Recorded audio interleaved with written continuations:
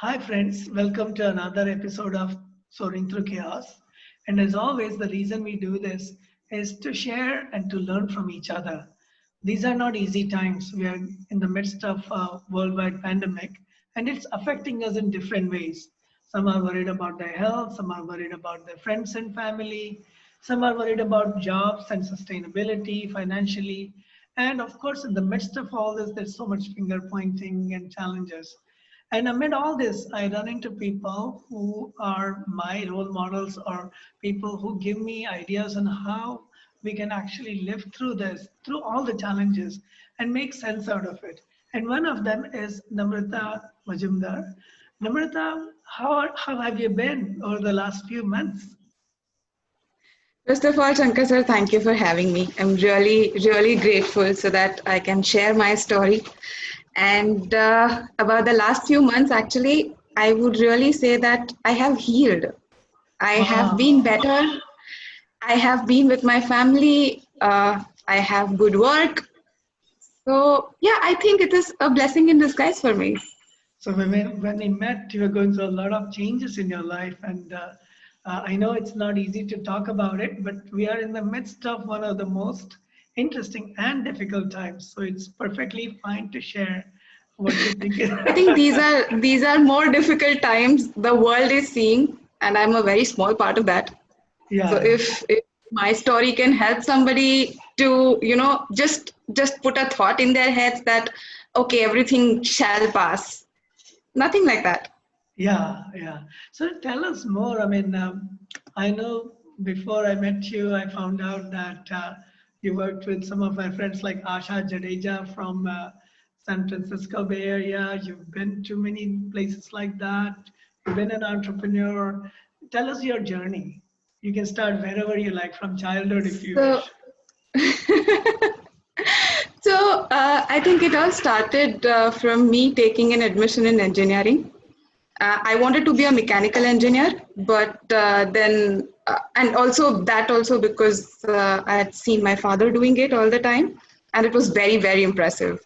So I wanted to be a mechanical engineer, and then somehow got into chemical engineering. Realized that they're pretty similar. I was not very good with chemistry, but then I realized that okay, fine, this is not chemistry only. It is dealing with machines also. So the love of machines, love for machines was from there. Then I started, realizing that I have a fear of talking to people. I cannot talk to masses. Probably when you met me, you found me very extrovert, but I was a very scared and timid person. I had my inner circle, and I was very much in a comfort zone, a cocoon, I would say. Then I realized that I need to do something about this if I want to come out and if I want to experience things. I need to be talking to a lot of people. I cannot be in my comfort zone only. So that made me take up MBA. That made me take up marketing specifically, where I learned. So marketing was not mainly about books and learning what sales is and learning what brand management is. It was more about changing my own personality. It was more about meeting people from different genres. It was more about meeting a lot of people with a lot of other experiences. And that made me more flexible, that made me more realistic, and that made me more you know more easy, I would say, like talking to different people, learning about them, talking about myself. So the journey mainly began from me doing marketing. Then I got interested in sales. I took up a job in ACC Cements, worked there for 2 years, uh, learned to deal with difficult people, learned to deal with difficulties because I was posted in Calcutta. And Calcutta, is a very conservative place to be in and a very conservative place to work in. So while working there, I realized that my love for machines is still there, and I don't want to, like let that go. So I decided ki I would figure out how can I, mix, tweak everything, and do something that I like. So eventually I took up a distributorship for industrial lubricants. Uh, that also was inspired a little bit from my father, because he is into a business of process equipments, dealing with process equipment. But then I thought that with that, because for a machine food is lubricants. So I took up that. I started something called as machine consultancy. I was the only girl in Ahmedabad who was doing that, and going to plants, meeting the users actually of the machine, not the bigger people, not the top management who are only worried about their, their bottom lines and their top lines. So I actually met them. I taught them how to use a machine properly, how you could get energy saving, how probably your bosses will appreciate you because you got that for them. It was all going very, very well. And then actually then at that point, after probably 3 years of working, I realized that a lot of small and medium industries, they're owner driven, and the owners are so much into the businesses. They are owners, they have started something. That means they're brilliant at what they're doing, they have a lot of ideas, but they can't execute all of them because they're so much into their existing current business. So I started, I started helping them. I started talking to them how they can change things.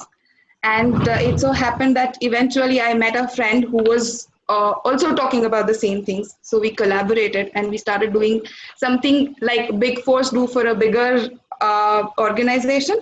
We used to do on a one-to-one basis with the owners of smaller organizations. So we used to help them put processes in place. We used to help with their human resources, how they can get full efficiency out of the people they're working with, how they can delegate.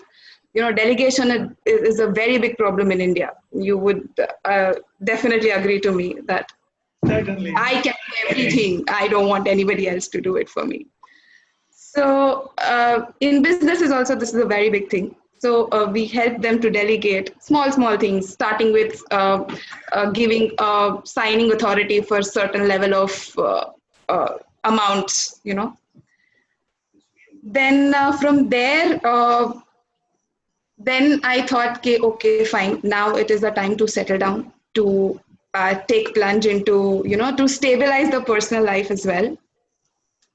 So then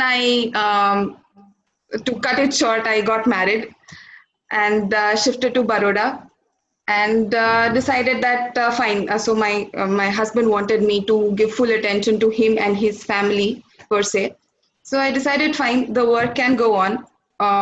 Everything was settled here. I had put on processes in my own organization, so everything was doing fine. Everything was settled at the professional end. So I thought, fine, if I take a break for some time, it is not going to hurt me. It is not going to, hurt my profession. It is just going to help me focus on my personal life.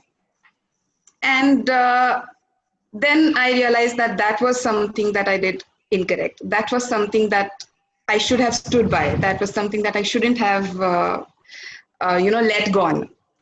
Because then one thing led to another. There were a lot of dissatisfactions. There were a lot of expectations. There were a lot of things that he wanted that I couldn't give.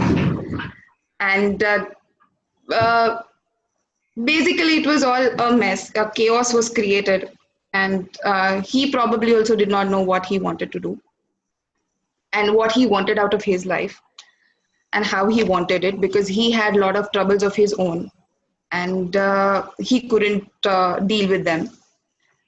So eventually he told me initially to work in his own business. Then he realized that probably got intimidated by that, saying that you are, you're going to take everything away from me. You're going to take my work away from me. You're going to take the decision-making power away from me.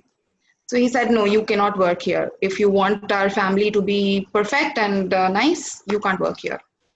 So then I stopped working. I was like, chalo, this is some few months, the turbulence will stay and then it'll go away. Again, one mistake. that thought that this is few months of turbulence and it'll go away and it'll settle down. But no, it doesn't happen like that. You can't just let that let that decision. That was an incorrect decision basically. And then I started working with the NGO, just to keep myself occupied and not to get mentally unstable, I would say rather.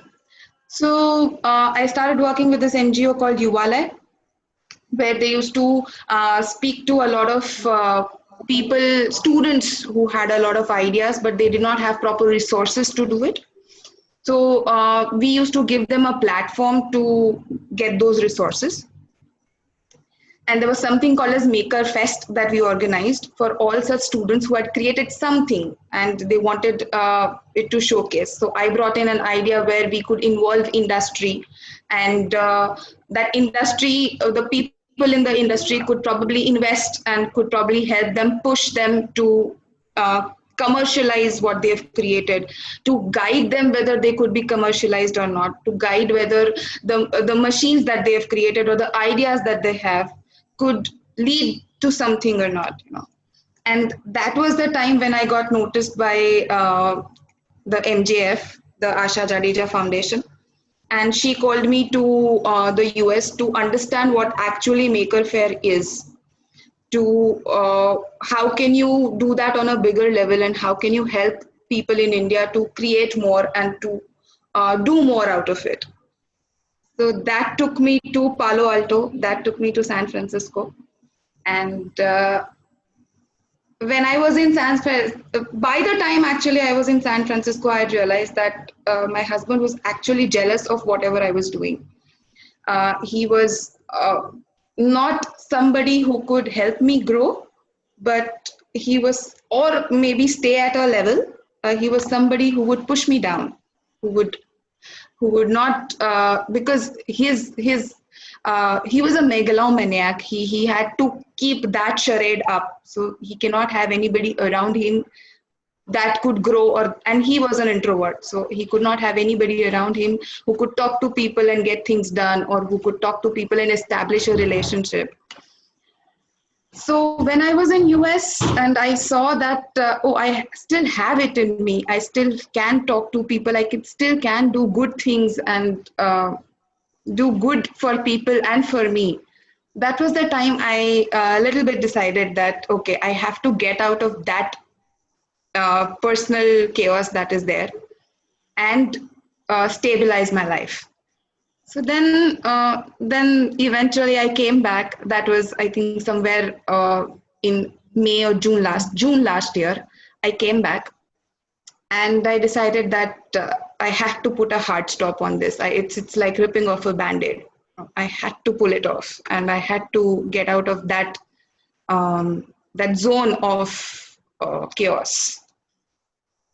So wow. Yeah. And after that, once I did that, initial time was difficult, but now it is getting better. Like, as people say, time heals everything. It does. It really does. So in your case, the pandemic began much earlier, or the chaos started much earlier. It did, and there were times. That was a time when I met you, and actually, you told me. I remember you telling me that you need to move out, and you need to start something. You need to do something that is different. So and that time I was not in any headspace to be starting a business or starting something, because see, what I thought was that if I start something, I am giving jobs to people, I recruit somebody, and I'll not be able to do justice to them. I might even shut it down later. What would happen to those people who are coming and working for me, So it was not right for me to start anything that point in time. And I was so underconfident. I was so in lack of self-worth, So I did not want to, I did not want to do something that is not going to be fruitful, or that is not going to lead me to anything. So I thought, let us start everything from scratch. I took up a job in Pune. uh, and I took up a job in a fintech, a very completely new field, nothing to do with anything related to my past life. And I decided that I'll go to Pune. I went to Pune 3 weeks. And then the third week, last day, was a lockdown announcement. Oh, And I had to come back because I was 3 weeks, I was living out of a hotel.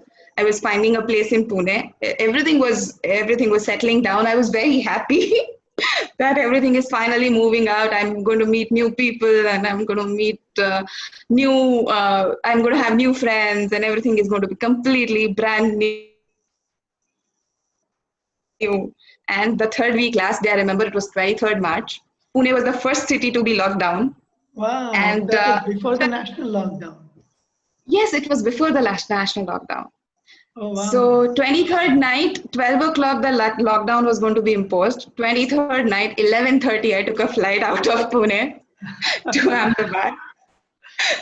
And the first few days were so messy. I was like, I'm back to square one. Why would God do that to me? I had just come out of something that was so bad. And those were the days where we actually assumed that there are not many cases in India, and it is going to come out of it very soon, and probably 15, 20 days, 30 days maximum, and you're going to be back to your routine lives. Nobody had actually estimated the kind of impact that it is going to create on the country. Even the first lockdown, I would say, the first national lockdown that happened, it was for 2 months, and we were all okay with it because we were kind of hopeful and positive that okay, these 2 months are going to be great. We are going to get all the change that we require, and all the good things are going to happen. After that, we are going to go back to our routine lives, and everything is going to be fine. But then gradually, when the first lockdown got over and the second lockdown was imposed, that hope, that positivity started going away. The reality check started coming in that no, this is going to stay for a long haul. You have to adjust to it. You don't have any other option but to get through it, how much ever long it takes. So everything was hampered, but for me, actually, I wouldn't say that it was not difficult. I wouldn't say that I did not feel like I did not curse God, or I did not curse anybody around me saying that why this is happening to me only, why this is the thing. I wanted to go and I wanted to start something and I wanted to do something very great, and look where I am again. But right now, I'm in a headspace where I know for a fact that I'm very grateful to the job that I have. It is keeping me occupied so much, not letting negativities come in. I don't have time to think about negative things. I have a family. I have a family who's, even my extended family, who's so supportive of me, who's so great and keeps me motivated all the time. I have a set of very good friends who know I am so important to them and who are so important to me. So I can't be more grateful right now. I'm actually, as you say, soaring through chaos very smoothly right now. You literally seem to be on reverse gear, whereas many people going through this challenge and the difficulty, you seem to be literally soaring. And not easy, but I can see that in your case, coming back home to your parents, accepting the reality has made a big difference. And do you have any suggestions for others going through these kinds of challenges? Uh, you know, difficulties come up at completely unexpected moments. Otherwise, there would not be challenges. Otherwise, we won't even call it chaos, right? So, exactly. how did you cope with the emotional part, the social part, the stigma of even filing for a divorce, for example? We are in India, even in this century. It's a taboo. Yeah. And then coming back home and all the, and then being an engineer, and that working with mostly males, right? Almost always. Yeah. How did Almost you deal always. with these kinds of challenges? I'm just curious. See, what I feel first, so there are two parts to it that I would like to address. First is that being a girl working in a chauvinist sort of a culture, and second is the difficulties that come to every human being in a lot of phases of their lives, you know. So first that I took up was first that I like to take up is the female working in a chauvinist environment. So that is something that my father always used to say, still says, that males who are chauvinist, they're actually very scared. If you work around with them with that scare, they're going to work with you, and they're going to learn to respect you. You have to make them respect you. You have to make them see what your worth. They cannot do without you. Okay. While working in the industrial lubricant industry, I mean, while working with the owners and plant heads, I realized that it is not actually that they don't respect women. No, there are people, I would say, that they don't respect women, correct, but most of the men are just scared uh, of a woman making decisions, or of a woman being so opinionated, of a woman who's so independent. They're just scared of them. They're not, it is nothing out of no respect or they're demeaning the woman, no, but they're just scared out of it. If you remove that scare part, if you remove that element from them, make them comfortable, it is a very easy journey to work with men. You know, it is because they also, most of them can't help, they are also brought up in patriarchy. They're Yeah. also they're also people who are accustomed to think like that, you know. It is not something that they want to do, it is something that comes out of their gut. So it is not something that they're wanting to demean women, but they've not done it ever.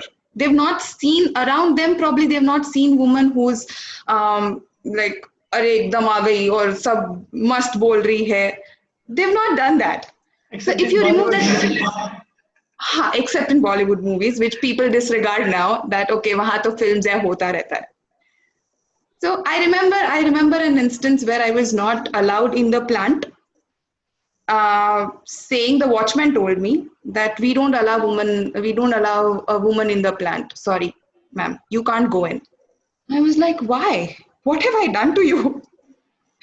And that man was like, I've been given strict instructions that you can't enter a plant. And I was like, who has given you this instruction? Why on earth would you not let a girl enter a plant? What is wrong? Madam, वो सब हम नहीं जानते. You have to talk to my boss. I said, fine. And I was all furious that why, how dare he, you know? And then I spoke to the owner of the plant, and he told me a very simple thing, that there have been cases in the past where females have been molested, females have not been treated well. So the watchman has been told not to allow anybody. I will come pick you up. I will take you to the office and I will drop you back outside. We don't have any problem with a woman coming into our plant. We have a problem with women coming alone in the plant because I can't take a guarantee. And I was completely shocked, you know, that because I had never thought of a reason like this. So over the period of time, I realized that most men are intimidated. They are not meaning to disrespect a woman, but they're intimidated. So if you work with that scare factor, it is very easy to work with men. And the second part that you said, that how do you deal with the difficult times? Well, I believe with me at least, I've seen a lot of difficult times, and I can very easily say that when God gives you a difficult time, He gives you strength to deal with it also. It is up to you how you take it. You can cry your ways out, and you're still going to be dealing with it. And you can do it happily, accept it happily, gracefully, and deal with it. There are always only two options, you know, that the difficult times are not going to go away. It is going to pass with time. It is not going to, just like if you start crying about things, it is not going to go away. So it is up to you how you do it and how you take things. It is a lot about what kind of people you are with, what kind of motivation you get from them. Like very, very frankly, if I tell you that that day I remember uh, Ashok uncle calling me and telling me that Shankar is my friend and he will call you and you should meet him. And I told him that, Ashok uncle, frankly, I don't want to meet anybody right now. It is not possible for me to meet. I just come from Baroda to Ahmedabad. And I was like, I can't do it. I just can't do it.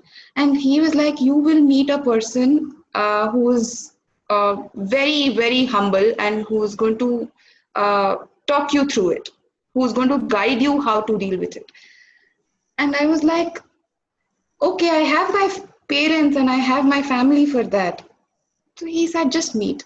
And in no time, I think in another 10 minutes, you gave me a call. You were in Ahmedabad. You gave me a call and you said that I'm at this clinic. You should meet me. I had no chance to say no. And You actually say that? I had no idea. Ashok Bhai knew yeah, that just having a sounding board will be helpful. And you've seen my arrogant side too. I'm not exactly humble. So I have each one no, of no, us has our I'm telling you what it felt like. So then you sent me a LinkedIn profile of yours. And I went through it and I was like, oh my God, who am I meeting? And I was really scared. I was like, okay, this man is in Ahmedabad. He's huge, and why Ashok uncle is telling me to meet him? And then that point in time when I met you, you were just like a normal, just like a friend who would be so okay, and you were just flowing. I would say, it was I did not take a moment to think that, okay, fine, oh my God. I just forgot who you were actually, very frankly. I had thank God. read all about it. I had read all about your profile and everything, and I completely forgot who you were.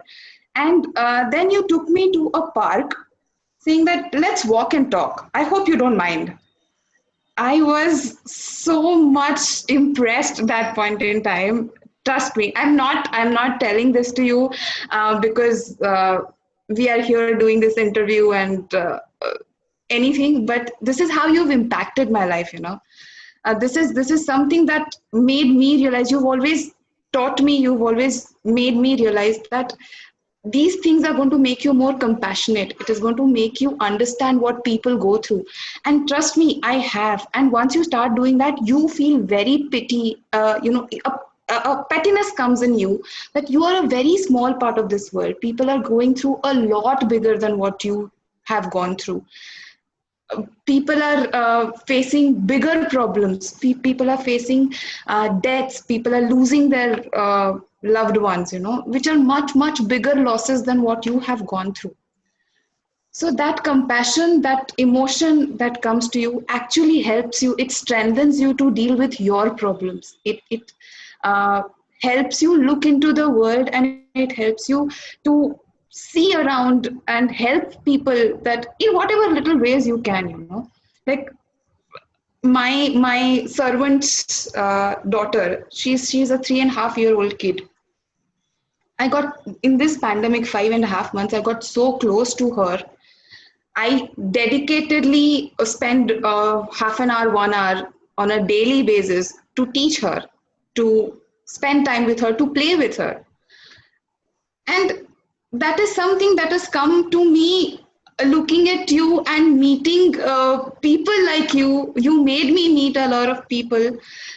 The clown thing that I did with cancer children. Compassionate clowns.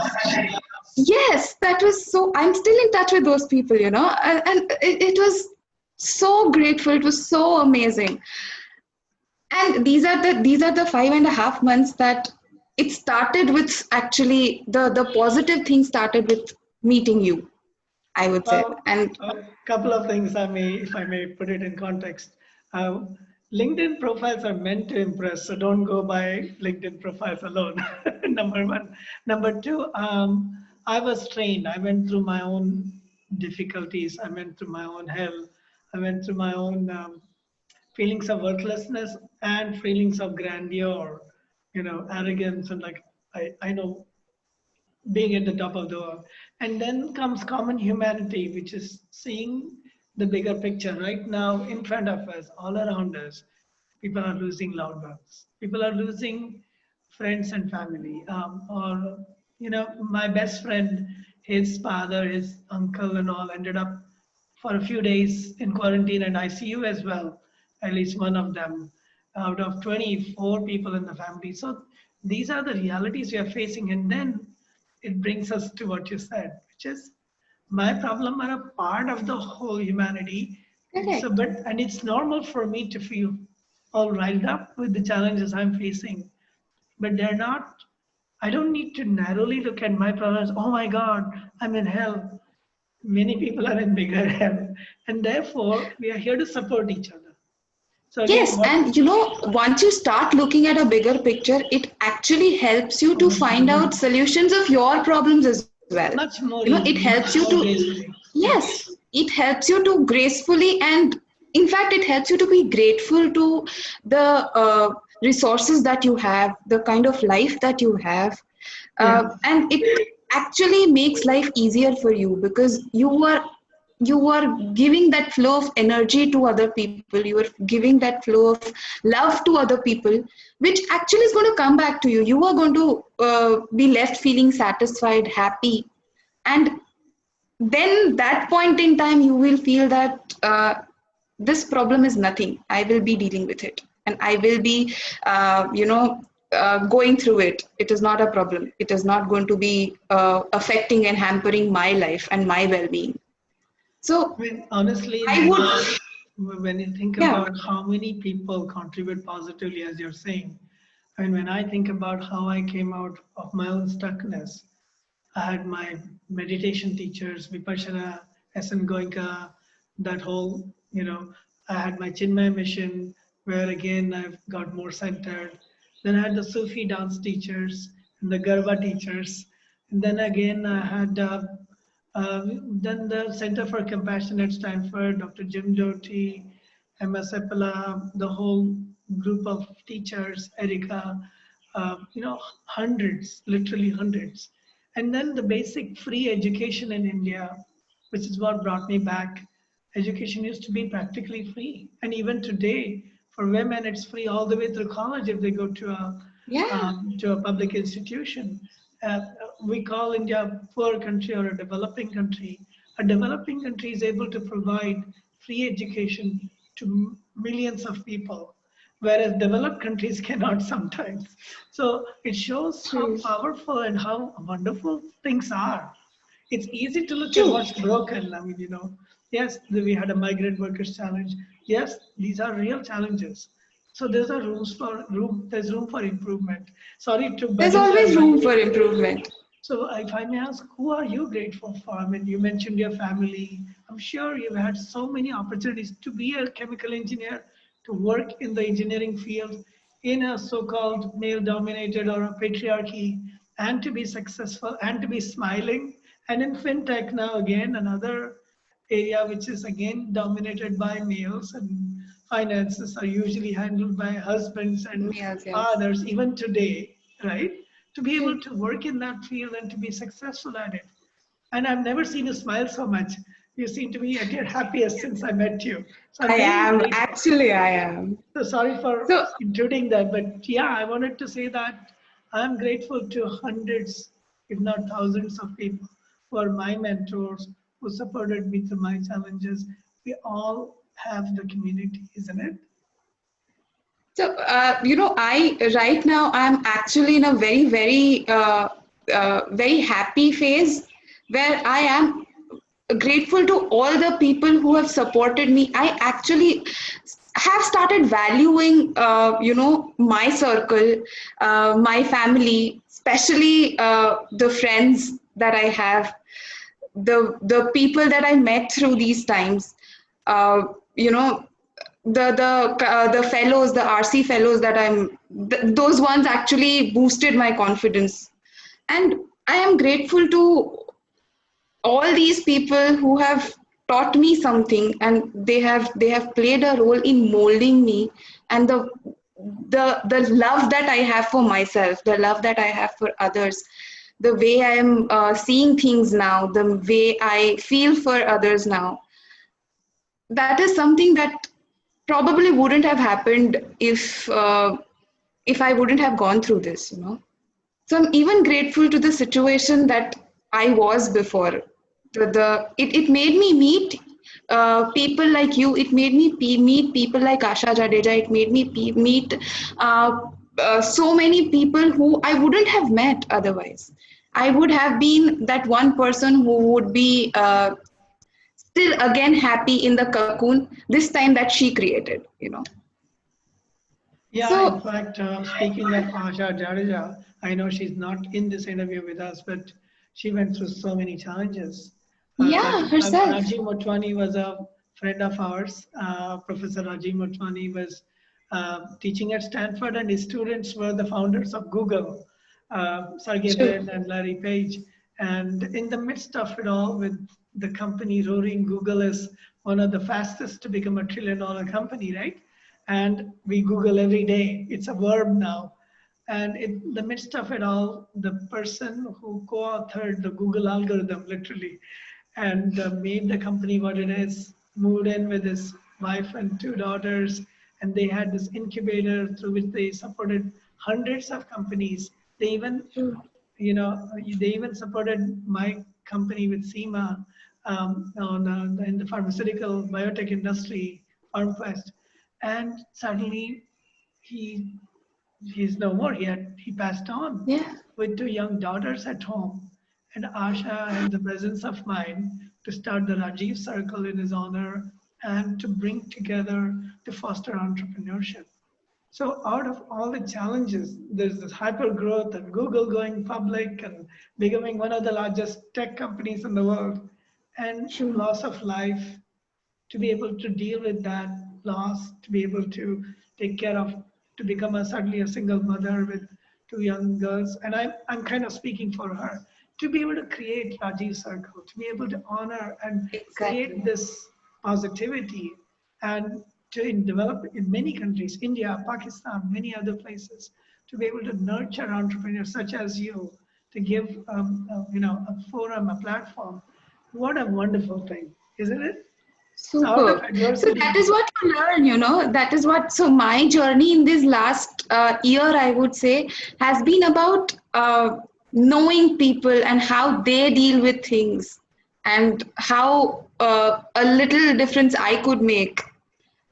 It is not supposed to be something that is, somebody is going to come up and say that, Namrata, you were God to me and you've done so much for me. And no, I just want to be a small part of uh, helping a person dealing with his or her problem. And this is what I've learned in the last year from my challenges, from my problems, that it is something that you are a part of. It is something a bigger that you are a part of. If you start looking at a bigger picture, it is just a challenge that you have to overcome. It is going to grow you as a person. It is going to mold you as a better person. It is going to make you more loving, more compassionate. And if you focus on that part, the problem is going to be very easy to deal with. And I can vouch that because I have been there. I have done that. so what next? We're in the midst of the pandemic. Most of us are at home. I'm back home in Baroda. I was in Mexico at the start of the pandemic, found my way home. How about you? I You. mean, you're in fintech, but from home. Where do you see yourself going? And yeah, So now all the boundaries have been eradicated. I initially had a boundary of staying in Ahmedabad, running my business. The whole idea about taking a job in fintech is that there are no boundaries now, and I am just open for growth. And eventually, of course, I cannot stop being an entrepreneur. So this job was with an idea to start that process again of confidence building, of getting back into the groove. So yes, I'm very sure that very soon an idea is going to come up, and very soon I'm going to be an entrepreneur again. So yeah, more people, you can be grateful for the people who brought you into this fintech company. And Definitely. most people say, oh, if you're going to be remote, I don't want to work with you. After 3 weeks of working with them, they're now working with them remotely on Zoom from Ahmedabad. What a Yeah, wonderful. and it has been great, and it has been great. I have achieved a lot in these 5 months of working. I have achieved a lot. I have people who are respecting me for what I do. I have people who are they're accolading me for what I do. So it is good feeling. It is good Yeah. to be back. Well, I've not met anybody in your family, but I would just say thank you to them for being there for you and your friends. Yeah, I think I met one of your friends who's a dentist. Yes. yeah, When you met Charmy. Yeah. yes, and you met my friend who is a healer through touch, and which He was super great. yeah, now he cannot do that because touch is kind of much reduced during the pandemic. Rajaram So Bhai. it has actually taught you to learn new things, new way of living, right?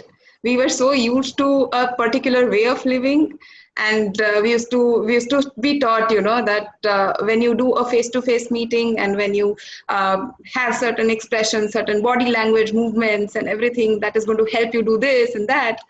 So now in just जैसे बोलते हैं ना एक झटके में Yeah, everything is changed. in a jiffy, literally.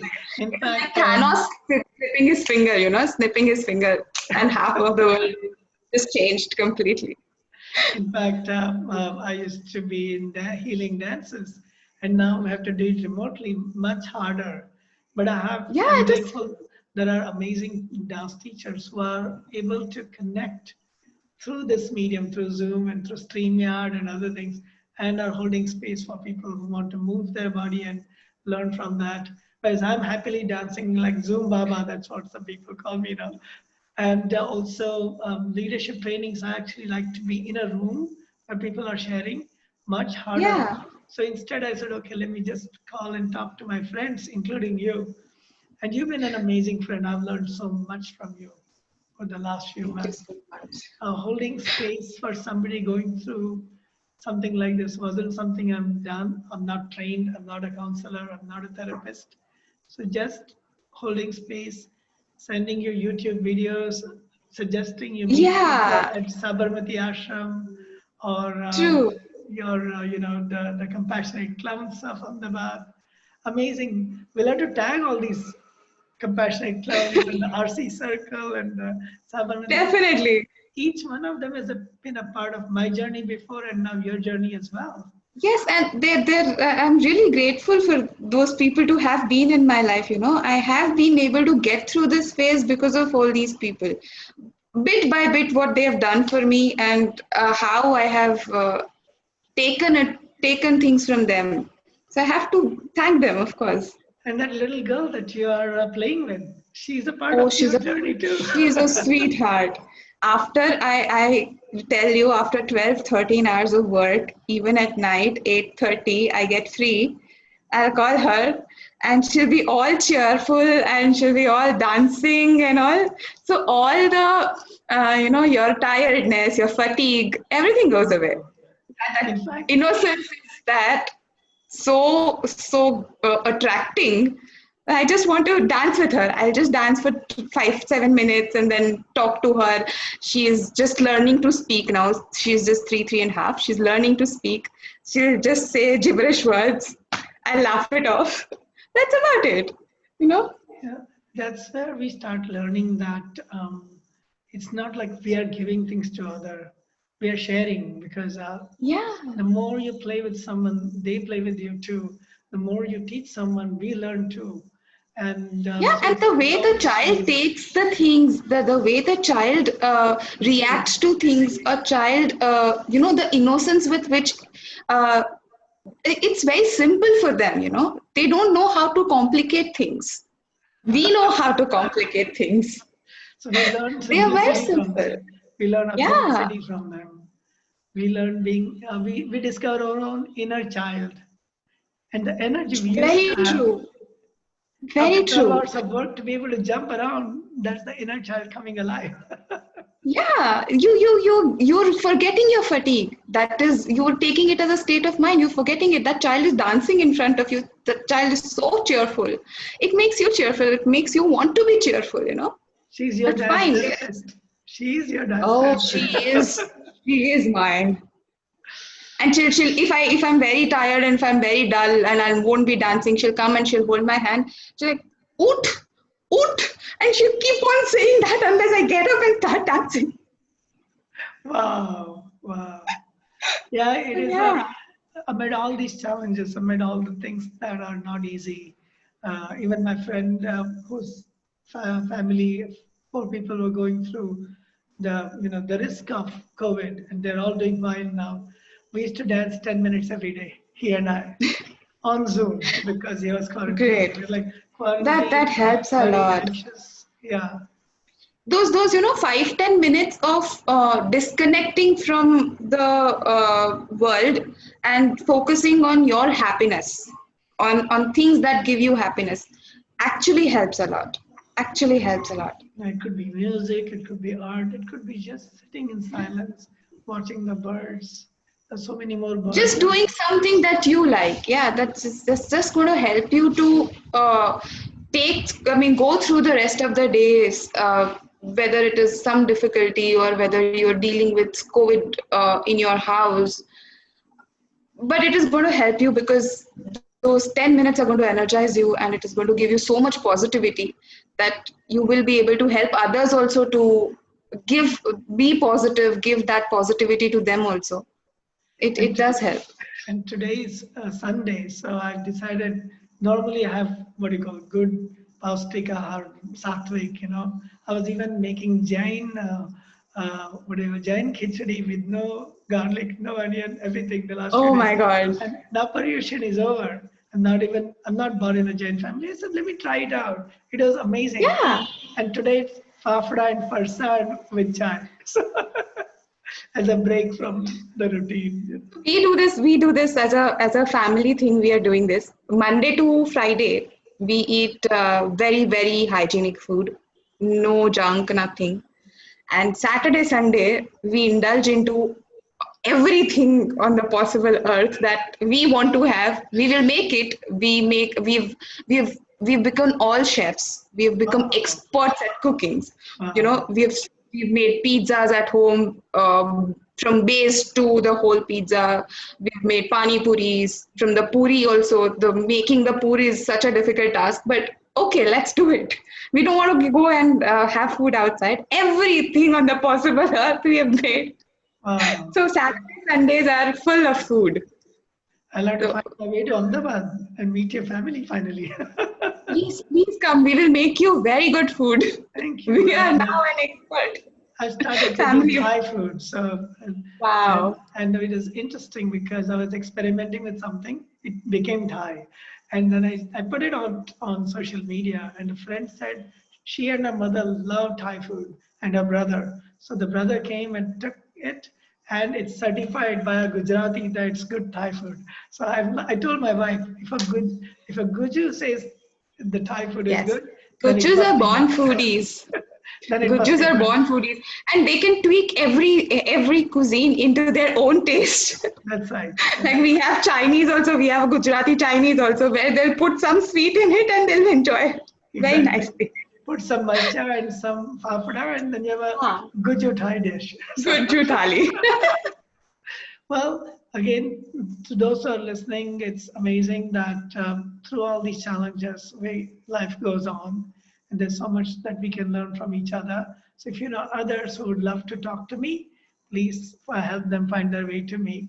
I've interviewed about 100 people so far, and it's always lovely. I learned so much from the people I talk to.